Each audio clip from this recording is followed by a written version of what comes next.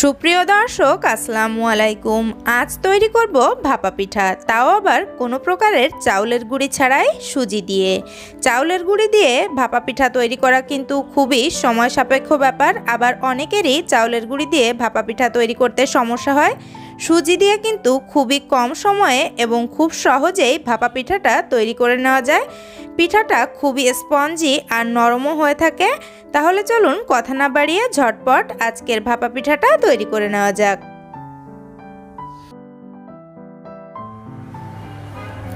পিঠা তৈরির জন্য এখানে আজ আমি 1.5 কাপ পরিমাণে সুজি ইউজ করছি। আপনারা আপনাদের প্রয়োজন অনুযায়ী বাড়িয়ে কমিয়ে নিতে পারেন। আর সুজিটাকে আজ আমি কাঁচা অবস্থাতে ইউজ করছি, আপনারা চাইলে কিন্তু সামান্য ভেজেও নিতে পারেন। স্বাদ মতো কিছুটা লবণ দিয়ে দিচ্ছি। আর এখানে নিয়েছি 3 টেবিল চামচ পরিমাণে চিনি। চিনিটা অবশ্যই দেওয়ার জন্য চেষ্টা করবেন, চিনিটা দিলে কিন্তু খেতে বেশি ভালো লাগবে। এখন চিনি, লবণ আর সুজি সব কিছু একসাথে খুব ভালোভাবে নেড়ে মিশিয়ে নিচ্ছি। সব কিছু একসাথে মিশিয়ে নিয়েছি। এবারে সুজির ভিতরে আমি দুধ দিয়ে দিচ্ছি। আজকের সুজির ব্যাটারটা আমি দুধ দিয়ে তৈরি করছি, আপনারা চাইলে কিন্তু এখানে পানিটাও ইউজ করতে পারেন। তবে দুধ দিয়ে যদি আপনি ব্যাটারটা তৈরি করেন সেক্ষেত্রে কিন্তু পিঠাটা খেতে বেশি ভালো হয়, এটা একটু খেয়াল রাখবেন। আর এই দুধটা আমি আগে থেকে জাল করে ঠান্ডা করে নিয়েছি, তারপরে এখানে ইউজ করছি। এখন আমি দুধ দিয়ে খুব ভালোভাবে নেড়েচেড়ে সুজির ব্যাটারটা রেডি করছি। সুজির ব্যাটারটা রেডি হয়ে গিয়েছে। 1.5 কাপ সুজির জন্য এখানে আমি 1 কাপ পরিমাণে দুধ ইউজ করেছি। দেখুন এরকম ঘনত্বের একটা ব্যাটার তৈরি করতে হবে, খুব বেশি পাতলা ব্যাটার কিন্তু প্রয়োজন না আমাদের, এটা একটু খেয়াল রাখবেন। দেখুন এরকম ঘন একটা ব্যাটার আমাদের প্রয়োজন হবে। এখন এই সুজির ব্যাটারটাকে আমি একটা ঢাকনা দিয়ে ঢেকে রেখে দিব রেস্টে 10 থেকে 15 মিনিটের জন্য। ফিরে আসলাম 10 মিনিট পরে। এখন এখানে আমি দিয়ে দিচ্ছি 1 চা চামচ পরিমাণে বেকিং পাউডার। বেকিং পাউডারটা পরে দেওয়ার কারণ হচ্ছে খুব আগে থেকে বেকিং পাউডার কিন্তু ব্যাটারে মিশিয়ে রাখলে বেকিং পাউডারের কার্যকারিতা নষ্ট হয়ে যায়, তাই আমি 10 মিনিট রেস্টে রেখে তারপরে বেকিং পাউডারটা ইউজ করছি। আর এখন বেকিং পাউডারটা দিয়ে আবারও ব্যাটারটাকে খুব ভালোভাবে একটু মিক্স করে নিচ্ছি। আর এখানে এই পিঠাতে অবশ্যই বেকিং পাউডারটা ইউজ করতে হবে, এতে করে পিঠাটা খুবই বেশি সফট হবে। বেকিং পাউডারটাকে খুব ভালোভাবে মিশিয়ে নিয়েছি। আর দেখুন আমার সুজির ব্যাটারটা রেডি। আর দেখুন সুজির ব্যাটারের যে ঘনত্ব সেটাও একটু দেখে বুঝে নেন। এখন আমি পিঠাটা সাজাবো। আজকের পিঠাগুলো আমি এরকম একটা স্টিলের বাটিতে তৈরি করব। এজন্য এখানে বাটিতে আমি কিছুটা রান্নার রেগুলার সয়াবিন তেল দিয়েছি। আর এই তেলটাকে এখন খুব ভালোভাবে বাটির সাথে ব্রাশ করে নিচ্ছি। এই স্টেপটা খুবই গুরুত্বপূর্ণ, এটা কিন্তু মিস করা যাবে না। এভাবে করে বাটির গায়ে যদি আপনি একটু তেল ব্রাশ করে নিয়ে তারপরে ব্যাটারটা দেন, তাহলে কিন্তু পিঠা যখন তৈরি হবে খুলতে খুবই সুবিধা হয়, এদিকটা একটু খেয়াল রাখবেন। সবগুলো বাটিতে তেল ব্রাশ করে নিয়েছি। এবারে পিঠাগুলো সাজিয়ে নিচ্ছি। দেখুন প্রথমেই সুজির যে ব্যাটারটা রেডি করেছি সেই ব্যাটারটা বাটিতে দিয়ে দিচ্ছি। দেখুন আপনারা আপনাদের পরিমাণ অনুযায়ী দিয়ে দিবেন। আর এরপরে এখানে ফ্রেশ নারকেল কোড়া নিয়েছি, সেই নারকেল কোড়া দিয়ে দিচ্ছি। অবশ্যই নারকেল কোড়া ইউজ করার জন্য চেষ্টা করবেন, এতে করে পিঠার স্বাদ কিন্তু বহুগুণে বেড়ে যাবে। এরপরে এখানে খেজুরের গুড় ছোট ছোট করে কেটে নিয়েছি, দেখুন সেই খেজুরের গুড় দিয়ে দিচ্ছি।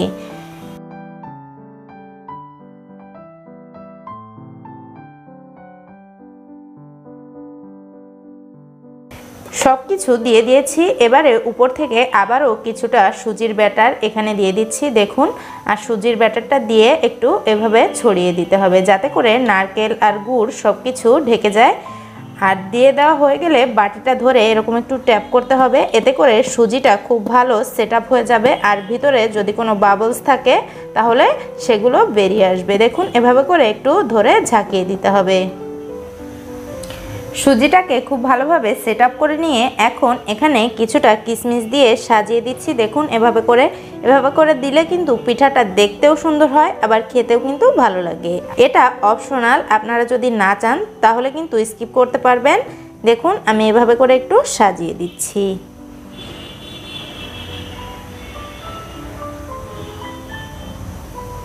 একটা পিঠা সাজানো হয়ে গিয়েছে আর এভাবে করেই আমি আমার অন্য পিঠাগুলো সাজিয়ে নিচ্ছি।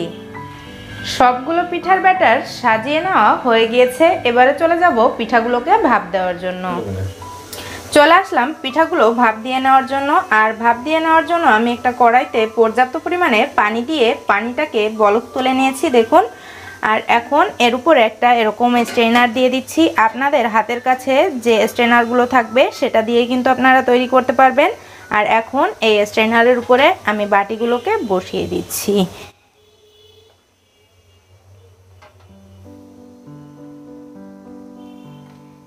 তিনটা বাটি বসিয়ে দিয়েছি দেখুন।